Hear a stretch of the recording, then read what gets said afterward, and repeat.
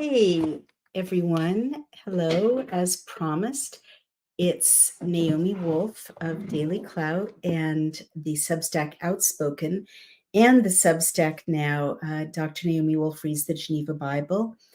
And we're back, and we're still in the desert with the children of Israel and Moshe. And the last few chapters, you recall, I'm just going to plug this in. Sorry. The last few chapters, you recall, Yahweh it's been really like positive. Yahweh has been spelling out to Moshe for the sake of bringing the information to the children of Israel what Yahweh would like in terms of somewhere to live, the Ark of the Covenant, and a place to meet with his family, his community, the children of Israel, meaning the temple of meeting, the tent of meeting, the ohel of meeting. And he specifies how he wants the priests who do shirut, service to him, as priests and to the community, how he wants them to be dressed, all the way down to the little golden bells on the priest's clothing. And he spelled out all of these really beautiful, the beautiful table with the showbread, the candelabrum that holds the oil, the veil or cloth between where God actually lives among humans and where most of the children of Israel are hanging out together, being near God. And that's a veil or a fabric embroidered with cherubs. All of this beautiful detail. You remember the cherubs facing each other at the corners of the Ark of the Covenant.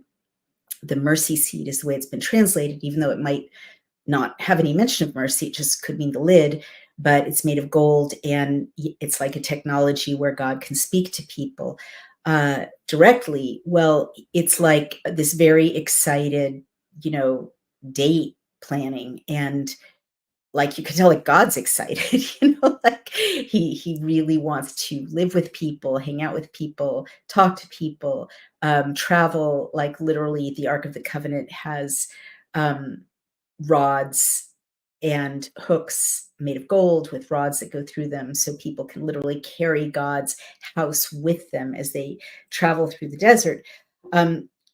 God's really excited, looking forward to it, and then his heart gets broken yet again. And his heart is broken. I mean, this must be the fourth or fifth time God's heart gets broken in this story. And as each time, he's just trying to get close to the children of Israel, build a relationship with them. So here we go. I'm going to read chapter 31, which is just about keeping the Sabbath. And then I'm going to go right into chapter 32, which is the first incredibly bad thing the children of Israel did in their relationship with Yahweh. So here we go. And this is the Geneva Bible, the 1560 Geneva Bible. And look, we're really making progress there, slowly but steadily. And as I always say at these moments, it's the Founder's Bible, and it's the Puritan's Bible, it's Shakespeare's Bible. I just found out it's Anne Hutchinson's Bible, the Puritan preacher, who believed that anyone could relate to God. It's the most unmediated Bible, except, of course, for the Hebrew. All right, chapter 31. God makes Betzalel and Aholiab meet, meaning ready for his work. The Sabbath day is the sign of our sanctification, the tables written by the finger of God. And the Lord spoke unto Moses, saying, Behold, I have called by my name Betzalel, the son of Vri, the son of Hur, of the tribe of Yehudah. And the note says, I have chosen and made meet, meaning ready, able, whom I have filled with the Spirit of God, in wisdom and in understanding and in knowledge and in all workmanship, to find out curious works, meaning curious at that time meant like elaborate works, to work in gold and in silver and in brass. And the note, so beautiful, says, this shows that handicrafts are the gifts of God's Spirit and therefore ought to be esteemed. God likes art. Curious works to work in gold and in silver and in brass, Also, in the art to set stones, and to carve in timber, and to work in all manner of workmanship. And behold, I have joined with him Aholiab, the son of Ahisama of the tribe of Dan. And in the hearts of all that are wise hearted have I put wisdom to make all that I have commanded you. And the note says, I've instructed them and increased their knowledge. That is, the tabernacles of the congregation, and the ark of the testimony, and the mercy seat that shall be thereupon, with all instruments of the tabernacle, also the table and the instruments thereof, and the pure candlestick with all his instruments, and the altar of perfume. And the note says, so called because of the cunning and artist therein, or because the whole was beaten out of one piece, that's the candlestick. Likewise, the altar of burnt offering with all his instruments, and the laver, the basin, with his foot. Also the garments of the ministration, and the holy garments for Aaron the priest, and the garments of his sons to minister in the priest's office. And you remember from my last reading, minister is not the same thing as ordain, which is what later translations said. Minister is really to serve shirut. And the anointing oil and the sweet perfume for the sanctuary, according to all that I have commanded you, shall they do. Afterward, the Lord spoke unto Moses, saying, speak you also unto the children of Israel, and say, notwithstanding, keep you my Sabbaths, for it is a sign between me and you in your generations, that you may know that I, the Lord, do sanctify you. And the note says, though I command these works to be done, meaning this beautiful artistry, yet will I not, I don't wish that you break my Sabbath days. God is asking the artisans to make these beautiful works of art, but still to observe the Sabbath. It's not contradictory. And then the next note says, God repeats this point because the whole keeping of the law stands in the true use of the Sabbath, which is to cease from our works and to obey the will of God. And please remember when this translation says that you may know that I, the Lord, do sanctify you. In the Hebrew and in the largely accurate Geneva Bible of 1560, to sanctify, mekadesh, is correct, right? But we talked about this. It's a really important point. I'm going to come back to it again and again.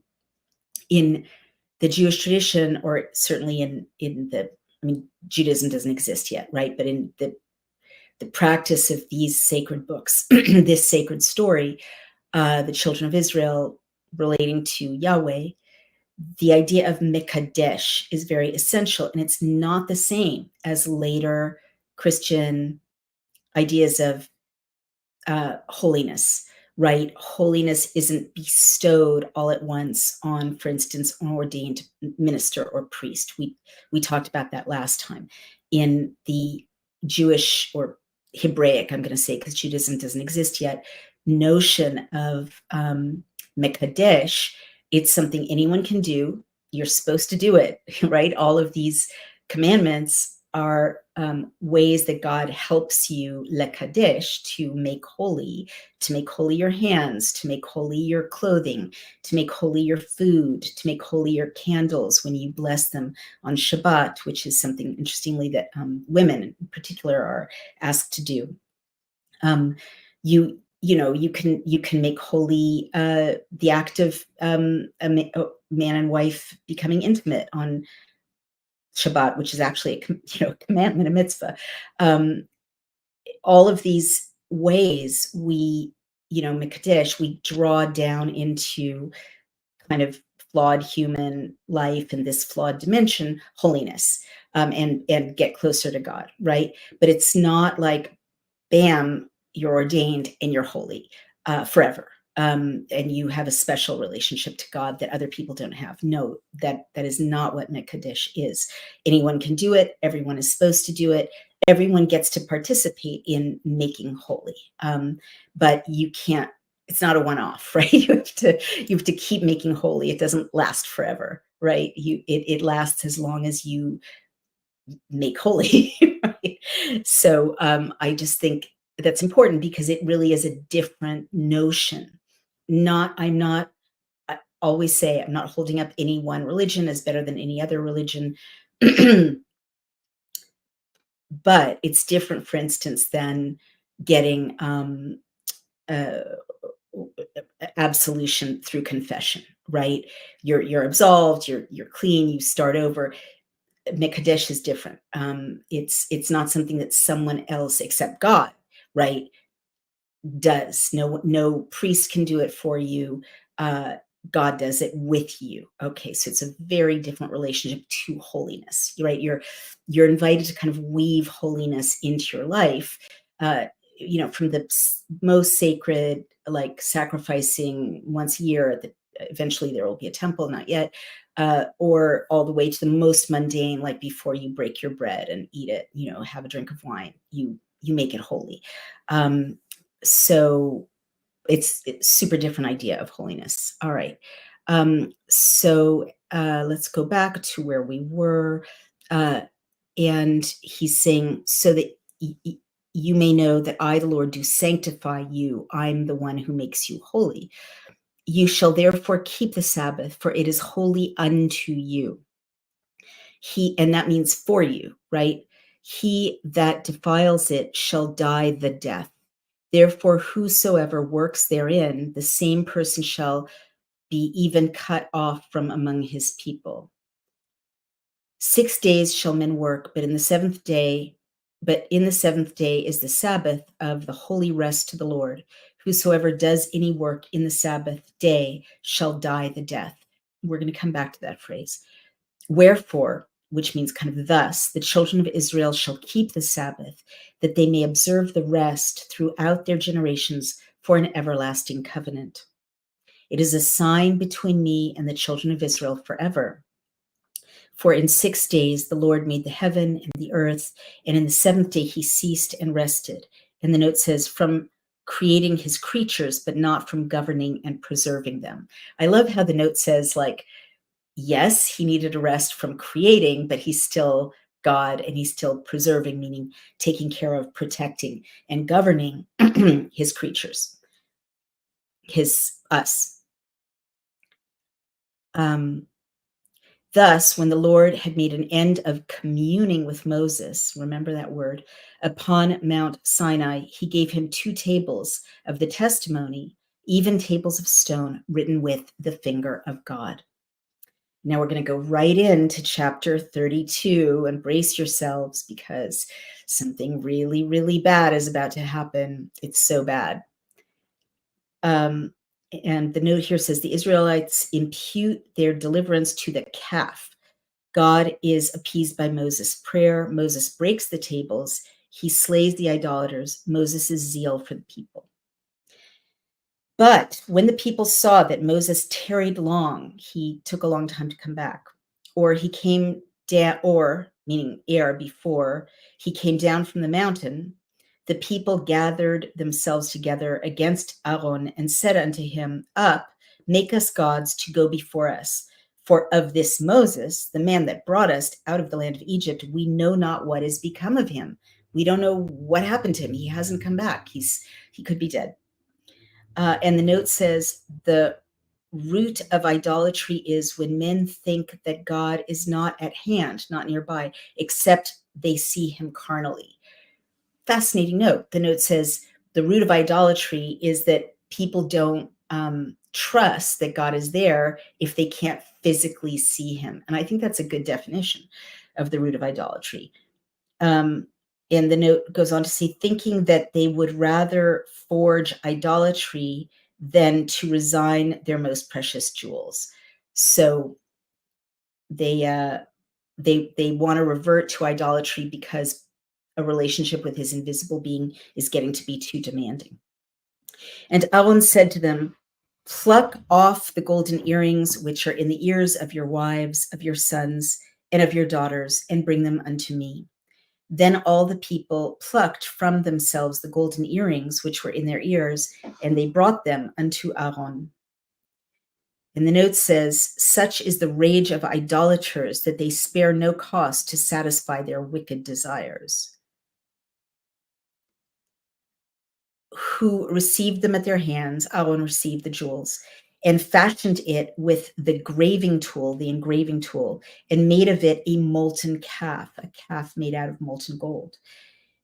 Then they said, these be your gods, O Israel, who brought you out of the land of Egypt. Oh, this is not good. When Aaron saw that, he made an altar before it, and Aaron proclaimed, saying, tomorrow shall be the holy day of the Lord. So they rose up the next day in the morning and offered burnt offerings and brought peace offerings. Also, the people sat them down to eat and drink and rose up to play. Then the Lord said unto Moses, go, get thee down, for your people, which you have brought out of the land of Egypt, have corrupted their ways. They have corrupted their ways. Pay attention to that wording. We'll come back to it. They are soon turned out of the way which I commanded them. And you can hear Yahweh's disappointment here. Like literally his heart is breaking once again. They've soon turned, it's really very much like when Jesus says to his disciples, who fell asleep, right? When he's been taken into custody, you couldn't wait. You couldn't wait with me one night. Like, seriously, this is as good as you could do. You can hear Yahweh's just so disappointed that the people couldn't have faith in this relationship for more than 30 seconds, metaphorically. The people which you have brought out of the land of Egypt have corrupted their ways. They are soon turned out of the way, meaning, they've deviated from the path that I set out for them, which I commanded them, for they have made them a molten calf and have worshipped it and have offered sacrifice to it, saying, these be your gods, O Israel, which have brought you out of the land of Egypt. And you've got to listen as a literary critic to that repetition of the God who brought you out of the land of Egypt, the God who brought you out of the land of Egypt. That's literally, in an opera, that's like Yahweh's theme music, right? And it's like if your boyfriend gives you a beautiful ring or a favorite poem or song, and then you break up, and then his next girlfriend says, oh yeah, he gave me that same ring, he gave me the same poem or song, right? This is how much of a betrayal to God it is that people are saying down there at the foot of the mountain, oh, this molten calf that we made out of our earrings, right, is the God that brought us out of the land of Egypt. No, that's what Yahweh did for us, right? That was his first great act of love for the whole people. He had individual relationships with, of course, Abraham and Isaac and Jacob and, the whole original family and Joseph. But this is like the first time he said, okay, I'm going to love you all as a people. And you can really feel like God, I keep saying in these readings, humans have never had this God. God's never had these humans before. They're figuring it out. And the narrative of Genesis and then Exodus really goes from an individual human, an individual human, an individual human, a little family, the family of Abraham, Isaac, and Jacob, a somewhat bigger family, the family of Joseph, then to like a tribal level family, the family of the children of Israel. Eventually, with the coming of Yeshua, it's going to be the whole, like all of humanity, right? Arguably, it's already all of humanity.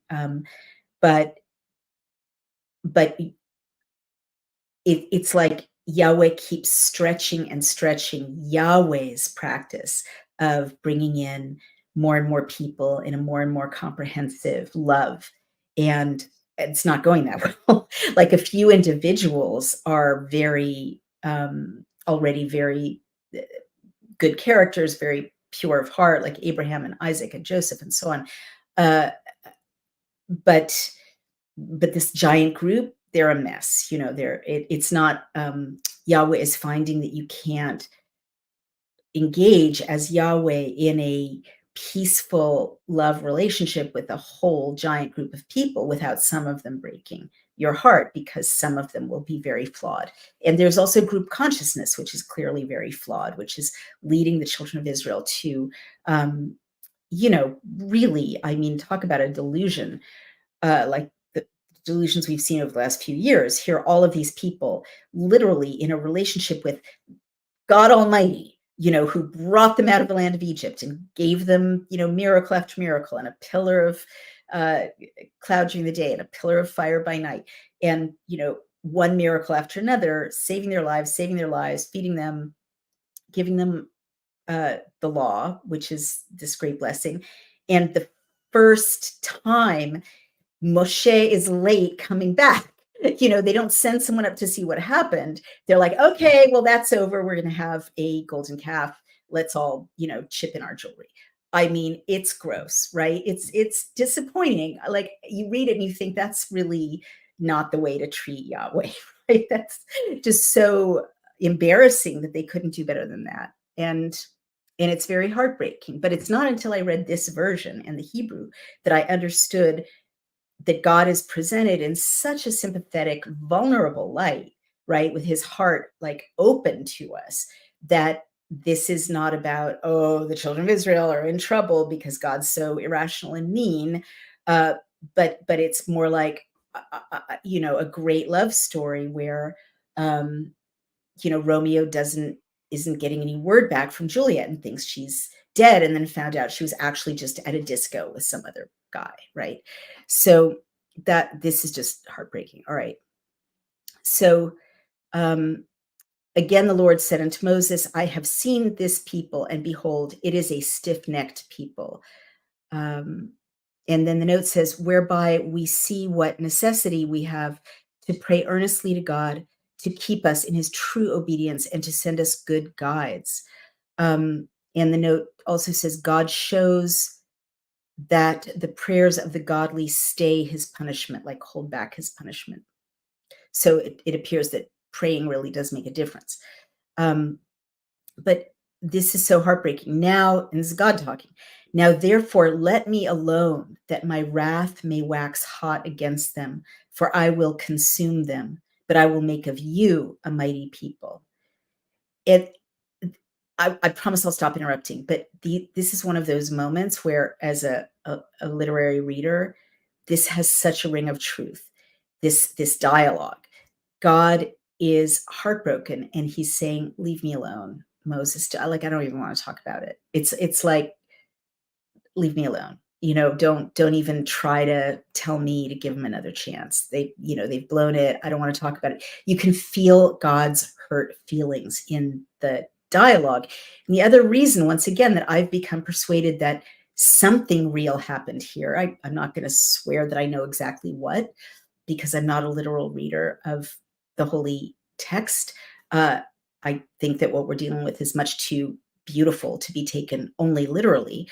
But the verisimilitude, which is a wonderful word meaning the truthiness, the truth likeness of God's voice here, it's like a real character, someone really said, it seems to me, to someone like Moshe, if not to Moshe, leave me alone. I don't want to talk to you right now. His feelings are hurt. But Moses prayed unto the Lord his God and said, O Lord, why does your wrath wax, meaning grow, hot against your people, which you have brought out of the land of Egypt with great power and with a mighty hand? Wherefore, for that reason, shall the Egyptians speak and say, he has brought them out maliciously for to slay them in the mountains and to consume them from the earth? Turn from your fierce wrath and change your mind from this evil toward your people. Remember Abraham, Yitzchak, and Israel, meaning Jacob, your servants, to whom you swore by your own self and said unto them, I will multiply your seed, your children, as the stars of the heaven, and all this land that I have spoken of will I give unto your seed, and they shall inherit it forever. Then the Lord changed his mind from the evil which he threatened to do unto his people. So Moshe returned and went down from the mountain with the two tablets of the testimony in his hand. The tables were written on both their sides, even on the one side and on the other were they written. And these tables were the work of God, and this writing was the writing of God, graven, engraved in the tables, in the tablets. And when Joshua heard the noise of the people as they shouted, he said unto Moshe, there is a noise of war in the host among the crowds. He thought a battle was uh, breaking out. Who answered? Moshe answered, it is not the noise of them that have the victory, nor the noise of them that are overcome, but I do hear the noise of singing. And the note says, all these repetitions show how excellent a thing they defrauded themselves of by their idolatry. And that is true. Now, as soon as he came near unto the host, he saw the calf and the dancing. So Moshe's wrath waxed hot. You hear this repetition of wrath, meaning anger, waxing, growing hot. And he cast the tables out of his hands and broke them in pieces beneath the mountain. After he took the calf, which they had made, and burned it in the fire, and ground it unto powder, and strewed it upon the water, and made the children of Israel drink of it. Also Moshe said unto Aaron, what did these people unto you that you have brought so great a sin upon them? And remember, Aaron is Moshe's brother. And so Moshe is like, you idiot, what did you do? What have you done? This is a catastrophe. And the note says partly to despite them of their idolatry, and partly that they should have no occasion to remember it afterward. And that's about the drinking of the powder, the golden powder. And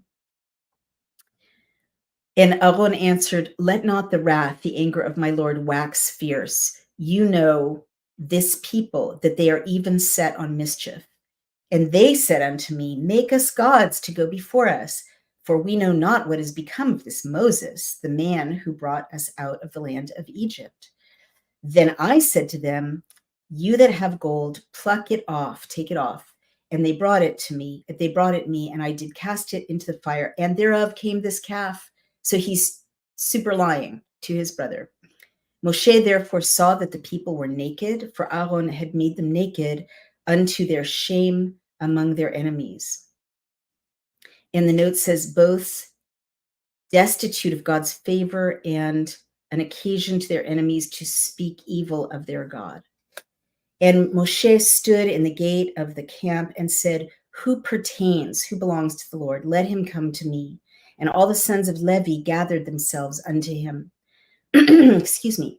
Then he said unto them, thus says the Lord God of Israel, put every man his sword by his side, go to and fro from gate to gate through the host, through the camp, and I will slay every man his brother, and every man his companion, and every man his neighbor. So the children of Levi did as Moshe had commanded, and there fell of the people the same day about 3,000 men.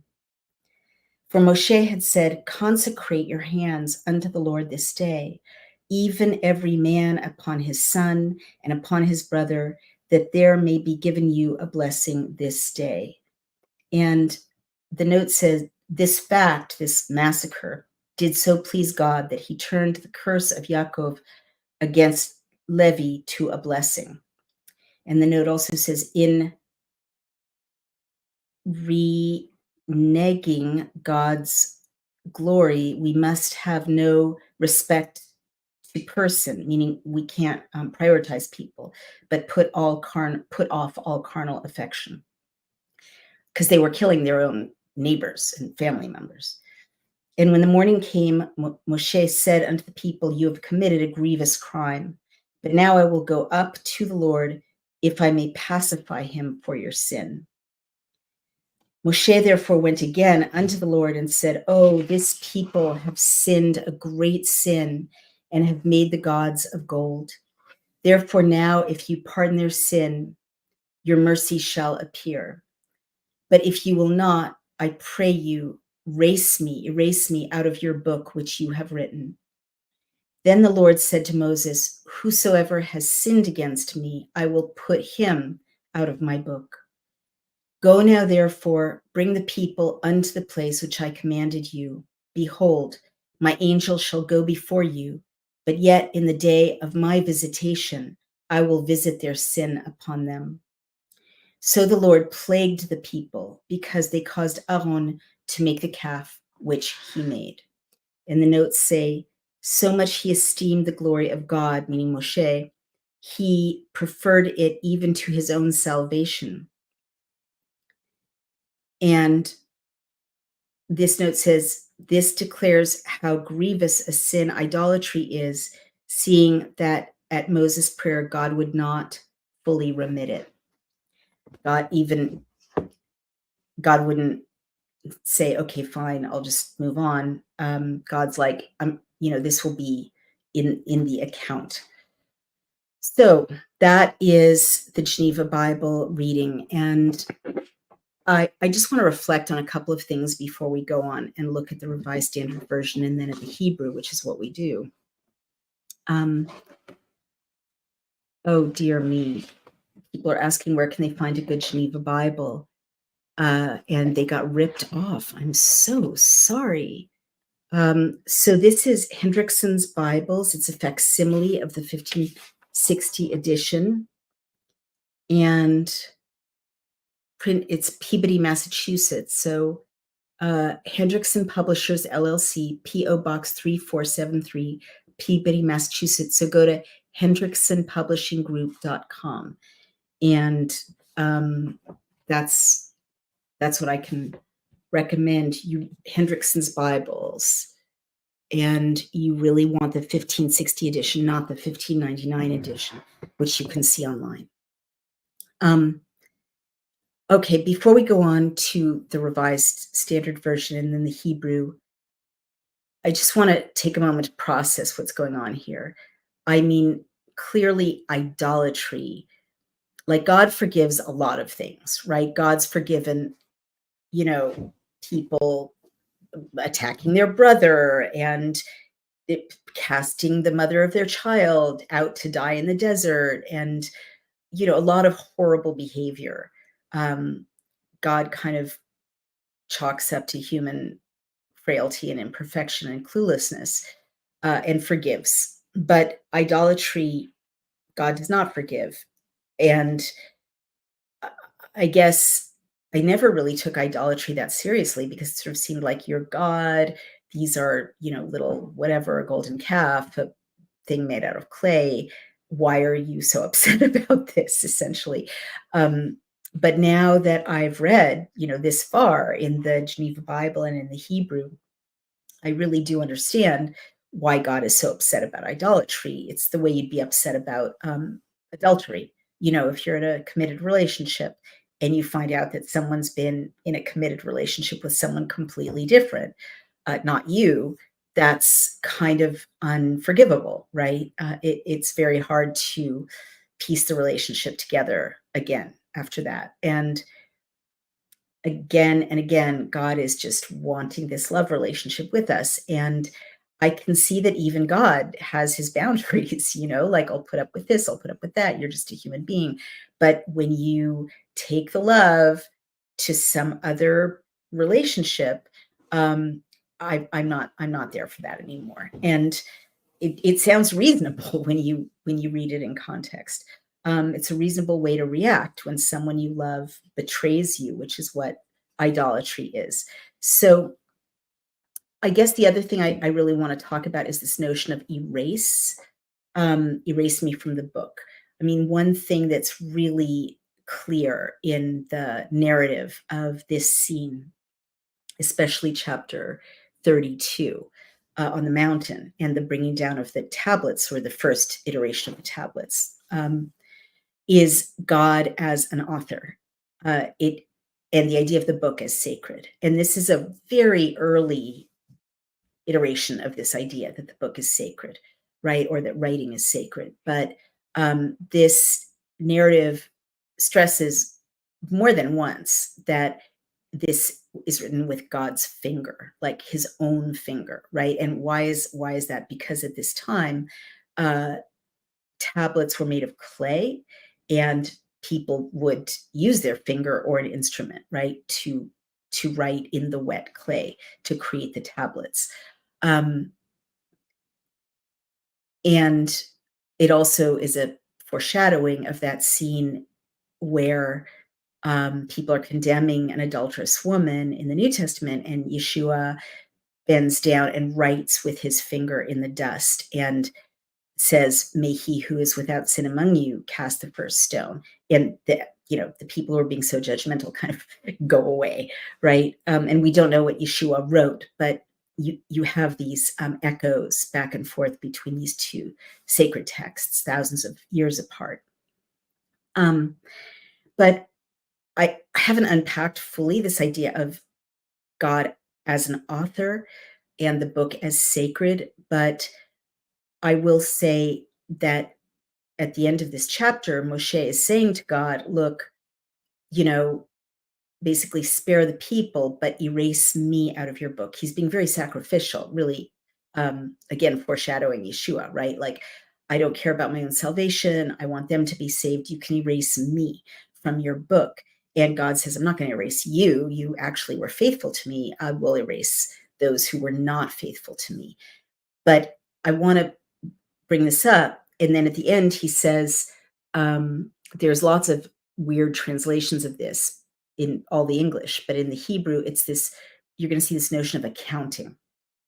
And I guess what I want to say is there really is, and you have this massacre, right? Like, for sure, this is one of those sheep from goats moments where the people who said, okay, we want to be with God, we want to follow God, we want to listen to God, we want to obey God, we want to be with God, Levites stepped up.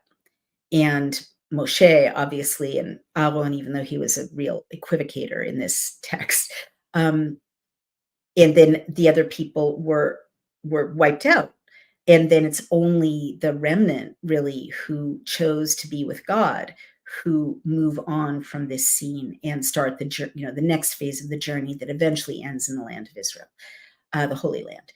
Well, in I guess what I'm trying to say is, and this is like a deep metaphysical question, right? What happens to bad people? There it really is a notion, and you see it introduced here, that there is no promise of eternal life right now, eternal forgiveness for everybody. There really is this possibility that you can be regretted.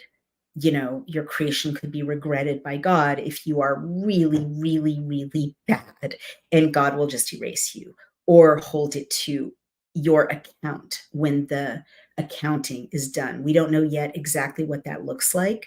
Again, at this point in the text, there isn't a developed heaven or a developed hell the way there will be later, certainly in the Christian tradition. But there's definitely this possibility that people can be lost to God, like, just, I've erased you from my book. And the other thing I want to say about this book notion is that to this day on Yom Kippur, which is the Day of Atonement, once a year, Jews pray right up until the closing of the gates of heaven, and they ask to be inscribed in the book of life. And so there really is this sense, and mystics of other traditions also kind of talk about the Akashic records, or a book where your deeds are kept, all the deeds of everyone in the world. There really is this sense that there is an accounting, that you've got it, the choices you make are in a book. God's got a book, and you want to be in God's good books, essentially, because there is this possibility that you will not be included in the book of life. And it's not just like living for one more year. I think it seems to be like metaphysically, you don't get to continue. I'm just throwing this out there. It's not very developed. It's just a hint here, but I do want to bring it up because of this notion that is translated as the people who don't keep the Sabbath will be put to death. The people who don't do this or that will die the death. Well, it doesn't say in Hebrew be put to death. It says yamut hamavet, which means will it means we'll die the death. It doesn't mean we'll be killed. So we'll get to this when we look at the Revised Standard Version. But I guess what I want to put out there is, to me, that reads more like they don't get to carry on in the life of the community with God. It's not clear what happens to them or where they go, but to me, it could be read as easily as a metaphysical death. Like life is such a gift. Life with God is such a gift. On this plane and the hereafter, it's such a gift. And maybe not everybody, if people are really, just abominable, there's a point at which Yamutamavet, they die the death to themselves, to God, to the community. They don't get to continue. Just throwing that out there. And let's go now to the Revised Standard Version. We won't spend too much time on this because I want to go right to the golden calf. But in line 12 in the Revised Standard Version, it does say, keep the Shabbat, that you may know that I, the Lord, sanctify you. You shall keep the Sabbath because it is holy for you. Everyone who profanes it shall be put to death. All right. And then later on line 15, it says, whoever works shall be put to death. And again, it does not say that in Hebrew. Let's go to the Hebrew and see exactly what it says. 31, line 15. Here it is. So this doesn't say, I, the Lord, sanctify you. It says, ushmartem, and guard, et Shabbat, the Sabbath, ki kodesh hu lachem, because holy it is for you. All right? It's not, I, the Lord, sanctify you. It's a holy thing for you. It's a gift for you that's holy. I hope you hear the difference. Lachem me Halaleha, those who corrupt her, mot, yumat, the death will die. Kikol ha'oseh ba, because everyone who creates things in her on the Sabbath, melacha unichreta hanefesh, his spirit will be cut off. Hahu mikerev amia, his spirit will be cut off from closeness to his people. So that could mean he literally will be killed and cut off from his people, or it could mean more like the interpretation I gave you a few minutes ago. His spirit can't get close to the joyful celebration of the people who are enjoying this sacred gift that God prepares for the people who do observe the day of rest with him. So again, in line 15, Shabbaton Kodesh, the seventh day, the Sabbath, is holy, Le'Adonai, to God. Kol ha'oseh melacha, everyone who performs work, b'yom ha'Shabbat, on the day of Sabbath, mut yomat, will die the death. But it doesn't say shall be put to death. It's just they'll die the death, maybe death of the spirit. It's unclear. All right. So the last thing I want to point out is on line 18 of this chapter, the Geneva Bible says, thus, when the Lord had made an end of communing with Moses upon Mount Sinai, the Hebrew says, Vayeten et Moshe, and Moshe gave Bechalto ledaber ito behar Sinai. In his, at the end of his time speaking with him on the mountain of Sinai, Shnei Luchot, 2 tablets, ha'edut, of witness or testimony, Luchot Evan, tablets of stone, Ktuvim be'etzba Elohim, written in the finger of God. So in the Hebrew, these two are speaking with each other. And the tablets are literally written with the finger of God. In the Revised Standard Version, it's not quite that. It's yeah, well, God speaks with Moses in the Revised Standard Version, but Moses and God speak with each other in the Hebrew and in the Geneva Bible. Isn't that interesting? That the mutuality is really written out of the Revised Standard Version. So now we're going to the chapter 32 about the golden calf. Let's go down to line 7. And this is translated in the Revised Standard Version of the Lord is saying to Moses, go down, for your people whom you brought up out of the land of Egypt have corrupted themselves. Is that what it says? No. In the Hebrew, it says, V'yidaber Adonai, and God spoke El Moshe to Moses, Lech red, go descend, ki shichet amcha asher Ha'elita me'eretz Mitzrayim. Ha'elita me'eretz Mitzrayim.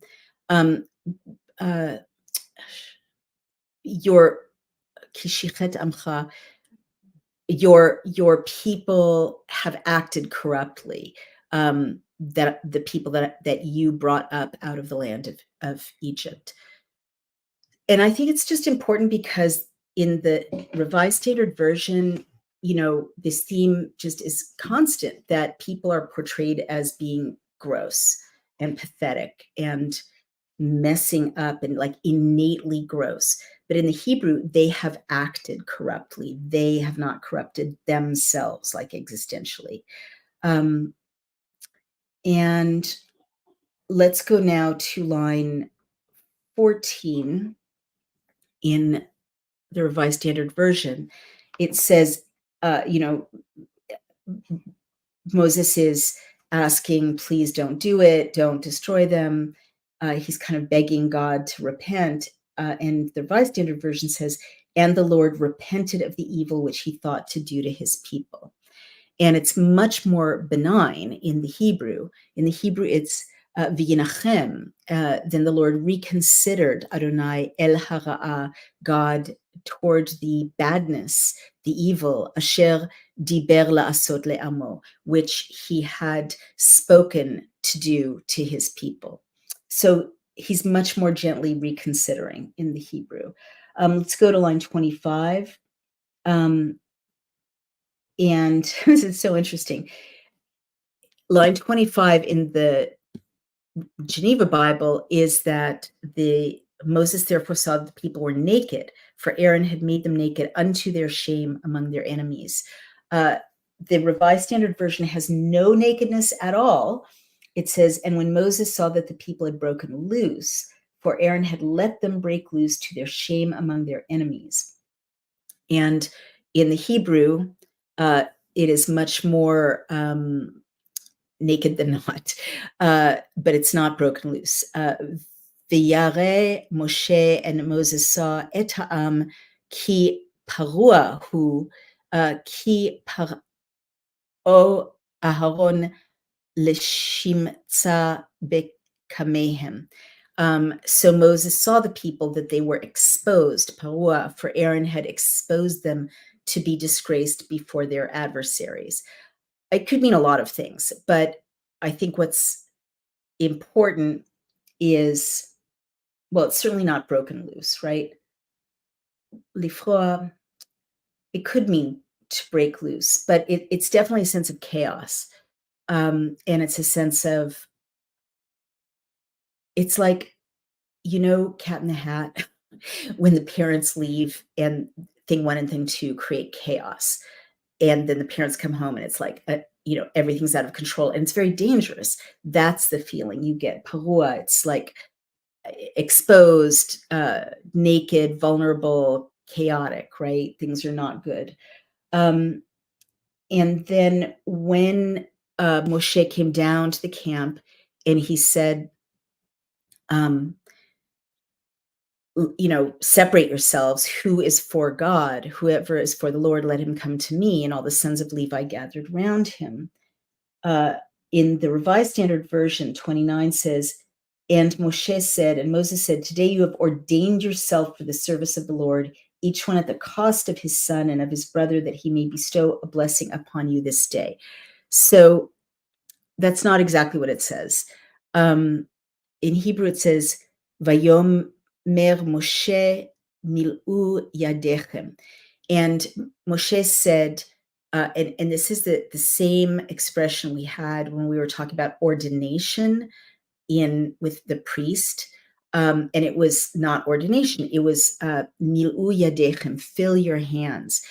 So fill your hands today, hayom, ladonai, to God, ki ish bivno, because a man in his son or with his son, ube'achiv, and with his brother, ulatet alechem, and to give to you hayom bracha, today a blessing.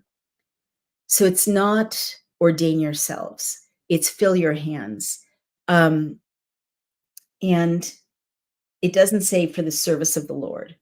And it doesn't say each one at the cost of his son and of his brother. The relationship of the son and the brother is kind of unclear here, but it could equally be saying, fill your hands, yadechem hayom, today, to God, like commit yourselves to God, because man in his son and in his brother, and to give unto you today a blessing. So it could actually refer to the group of families that did stand up for God. So it's really not saying this very dark thing that if you kill your son and if you kill your brother, you'll get a blessing from God. It's not clearly saying that at all. It could be saying the opposite. Like, definitely they killed a bunch of people, but it could be saying this family, these brothers, these sons that are left to stand up for God, you all will have a blessing bestowed on you this day because you stood up for God. And the last thing I want to look at is the next line, 30, where Moses says in the Revised Standard, you have sinned a great sin, and now I will go up to the Lord. Perhaps I can make atonement for your sin. Vayhi mimacharat, and it was the next day. Vayomer Moshe, and Moses said, El ha'am, to the people, atem chetetem, you have sinned. A chet is a sin, but it also means to go astray, like an arrow goes astray. Chet gedolah, a huge, great sin. Ve'ata, and now, e'ele el Adonai, I will go up toward God. Ulai achapra be'ad hatatchem. And it means perhaps, ulai, maybe, it's not certain. Achapra, and that's that root kippur, and we saw it with kaporet, the mercy seat or the lid of the tabernacle, a few chapters back, and it could mean atonement back there. Definitely it means atonement here. Achapra, I will generate atonement. Be'ad chetetchem, for the sake of your sin. And then the dialogue is so intense. V'yashav, and returned Moshe el Adonai, Moses toward God. Vayomer anachet, anachata, and he said, Ana, like please, chata ha'am hazeh, this people sinned. He's so straightforward. You can't hide anything from God. God already knows.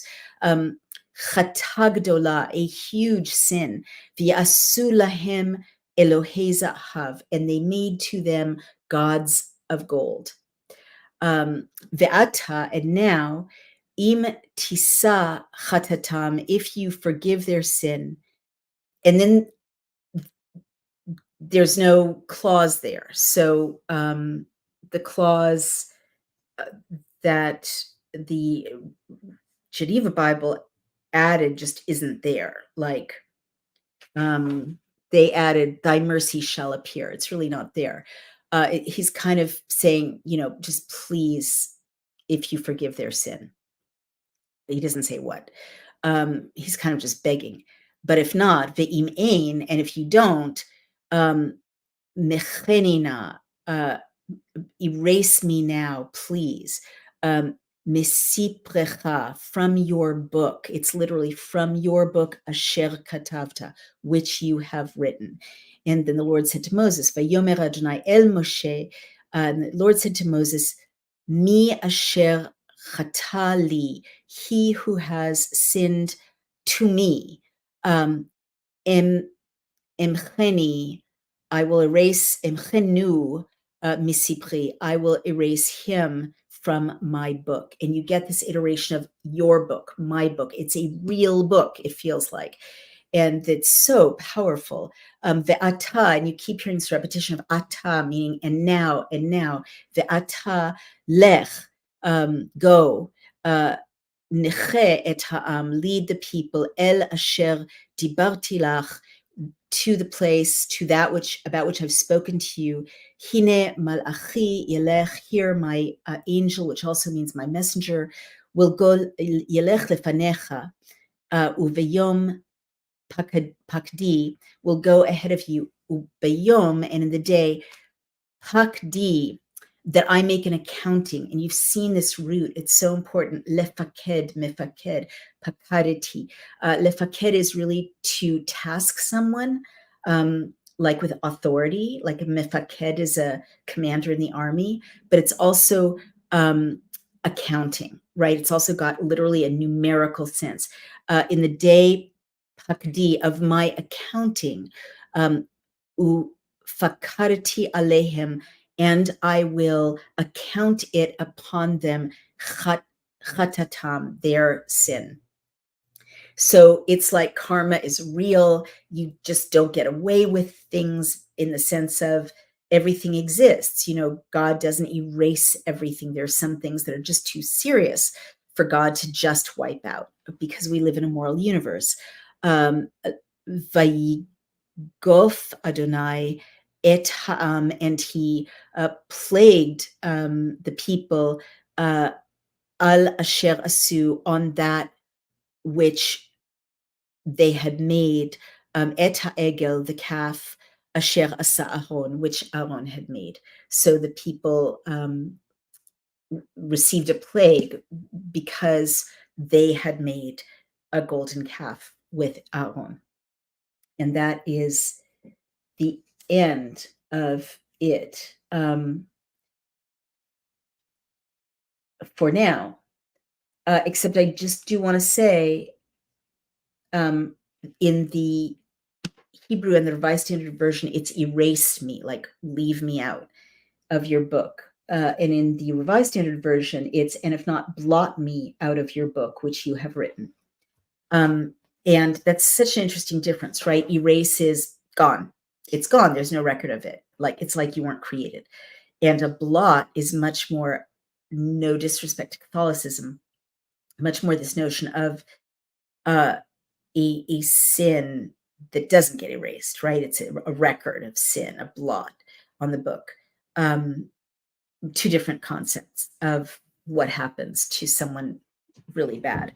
But Moshe is really showing some leadership because he's literally offering himself very sacrificially to be erased, as long as God will consider forgiving the children of Israel. And God answered very reasonably, like, I can't forgive it, like wipe it away. I can forgive it. I can't leave it out of the accounting, right? I on the day of my accounting, and there is going to be a day of accounting, guys. That is clear from this text. If you know, I'm sorry, I should hold up this text too, because I think it's a more faithful translation. You know, we would all love to live in La La Land, in which there is no day of accounting. We just get to do what we want and say we're sorry, and that's that. But we live in a moral universe, and if you follow this tradition, these texts, Yahweh is saying clearly, not in a mean way, just in a very straightforward way, like, this is the moral universe, these are the laws of the moral universe, there will be a day of accounting, and I will factor this in when I account for these people on the day of accounting. So pretty serious, very bad. All right, so the children of Israel get another chance with Yahweh. You will find out in the next reading. Is the relationship over? You will find out in the next reading. But that's a pretty dramatic lover's quarrel there. So let's see what these comments say. Shay says, I've always interpreted as Yahweh saying not to worship him the way the nations worship their gods. Certainly also, I think that's a really good metaphorical reading. Flight Syndrome says, pretty good exegesis, Naomi. Thank you. And Mo Tool says, Mo Tool does not agree with my exegesis, which is fine, and says relationships, exclamation point, his righteousness, not ours. Lead us not into temptation. His grace and mercy endures forever. Psalms 136, 1 forward. What is exactly your message? Well, I don't have a message. I just really want to make that clear. I'm just a literary scholar. I'm not a theologian. I'm not proselytizing. I'm just reading the texts the way I was trained to do what are called close readings of texts as a literary scholar. And I'm just sharing observations based on that. So nothing more than that. Aaron Christopher says, you're doing great. Thank you. Thank you for doing this. Thank you. That's so sweet. Sandy Hardy says, thank you for your reading and extra knowledge. Thank you. Dr. Wolf is a truly great woman of decency and integrity, says John Smith. We are lucky to have her.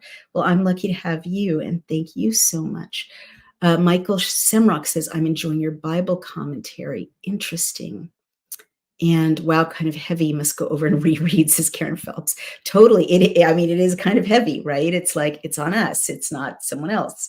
There is no cavalry, coming to save us.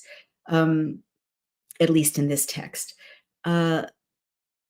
Satellite Boy says, that's true. Life is widening the gulf between the truth and the lie so that no one can stand with a foot on each side. Now is the time for choosing. Absolutely. I totally agree with that. I mean, we are in weird times, which are changing, right? I mean, I feel like time is changing, truth is changing, history is changing, institutions are changing. And that's so well said, Satellite Boy, that we used to be able to be kind of in the mushy middle, right? And there just is no way to do that anymore. You're either standing with the truth or you're standing with a bunch of lies. And that's not a theological statement. I'm not talking about one religion or another, but you either align with the light or align with the darkness these days. MC Pot says, God never changes. And that's really interesting. I would say I don't 100% agree with that. I mean, obviously, metaphysically, God never changes because we are all in God, created us, everything we see is God. But also, again, just reading as a literary critic, it does seem like God is changing in the course of this story. I mean, evolving and learning with us, which I think is really beautiful. And like both those things could be true, right? God could be eternal and changeless and also entering into a dimension with us that he created, but also he created free will and he wants our love. And so maybe there is some like evolution of the relationship, character development almost in God's interaction with humans and vice versa. The way, as a parent, you change with your children as they learn to love you, you learn to love them the way they need, and so on. Karen Phelps says, love hearing you speak Hebrew. For a very long time when it was spoken, I felt something special, really. Well, that's a beautiful note to end on because as you all know, life is so funny. I learned to read Elizabethan typography in the 1980s at Oxford, the first time I was a graduate student there, and thought, this is the most useless thing I'll ever learn. I'll never use it again.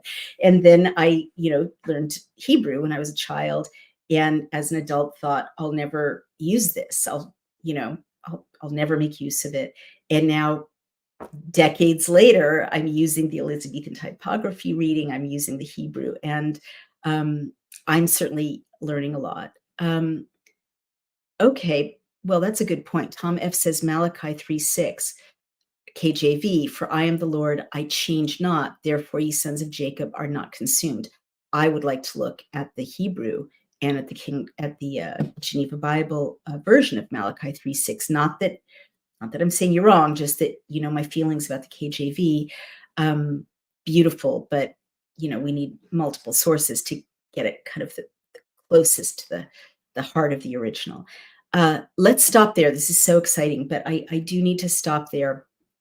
And um, I want to pause. We're getting to some deep stuff, like about God's eternal foreknowledge versus Tom F. saying a growing revelation of God and his dealings as we read through the sacred writings. I don't have the answer. Is God unchanging? Is there a growing revelation of God? I don't pretend to have the answer, but I think it's fascinating that you all are diving into it. So let's pick up again tomorrow, because this is kind of exciting. We're getting into some of the deepest questions. And it's kind of the first time, since Genesis, we're getting into some of the deepest questions. What is God? Does he change? Does he not change? Let's find out more. And I want to thank you all. Yes, what time? Love this. Well, I guess I'd better do a time, shouldn't I? It seems like people can really join in the evening. So today I started at 7:45, and I will make a commitment to start at 7:45 tomorrow. And I will see you then, because this seems to be a much easier time for people to join live. And I do want to say we have a new sponsor. So when I'm done with this, I'm going to pick up again and read a thank you to our new sponsor, which is Native Path. And I'll tell you more about that. And please go to Dr. Naomi Wolf Reads the Geneva Bible on Substack, because that's a whole page I've devoted just to these readings. So you can follow along there in sequence. Please support it with a paid subscription if you can afford to, because these videos take production, editing, distribution, hosting, all these costs. And if you can't, no worries, just sign up for a free subscription, and please spread the word. And otherwise, please come visit me on Outspoken, which is my Substack where I share my writing, and on Daily Clout, where we have news and opinion, and please support those platforms as well. Take care, everyone. See you tomorrow at 7:45. And thank you so much. Take care. Bye.